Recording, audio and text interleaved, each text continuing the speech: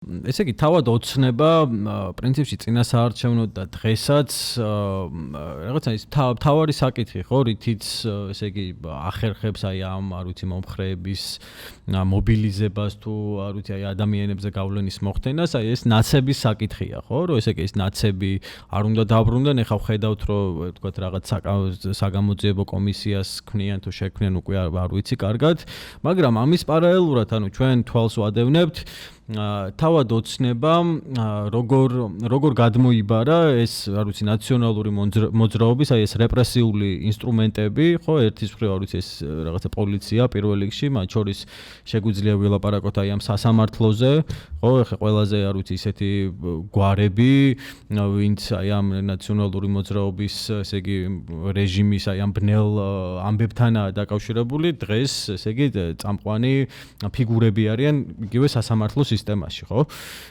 აი თქვა თქვენ იმ ადამიანებს რას ეტყოდით, ვისთვისაც აი ეს თქვა ნაციონალების არ დაბრუნება რაღაცნაირად აი ასე დგას და თქვა აი რაღაცა აი ოცნების პროპაგანდას, თუ არ ვიცი, ოცნების მესიჯის მიმართ მოწყვლადია, ხო?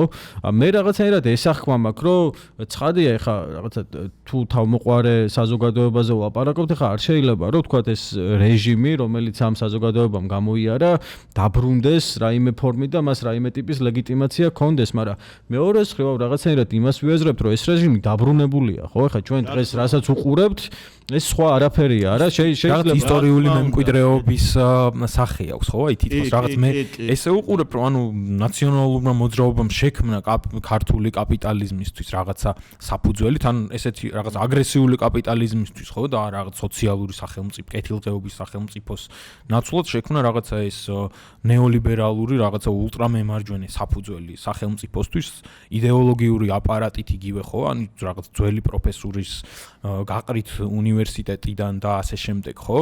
რაღაცა იდეოლოგიური საფუძველი მოამზადა და მე ესე 2012 წელს როცა აი მე პირადად და ჩემ თაობას გვეგონა რომ რაღაც დემოკრატიულ ცვლილებას ვახორციელებთ და ნაბიჯს წინ ვდგამთ. ანუ ალბათ რაღაცა 10 წლის თავზე ანუ გავიაზრე რომ ანუ კი ჩვენ შევიქმნით მაშინ რაღაცა სასუნთქი სივრცე სადაც განვითარება და მსჯელობა და ღიად საუბარი შეგვეძლო. მაგრამ ამასთან ერთად რაღაცნაირად ესე ისტორიულად, ხო, რაღაცნაირად ნაბიჯი გადავდგით კიდევ ერთი იქით, რომ ესე იგი უფრო დიდი ძალით წამოაჯდნენ თავზე მთლიანად ამ საზოგადოებას და ქვეყანას.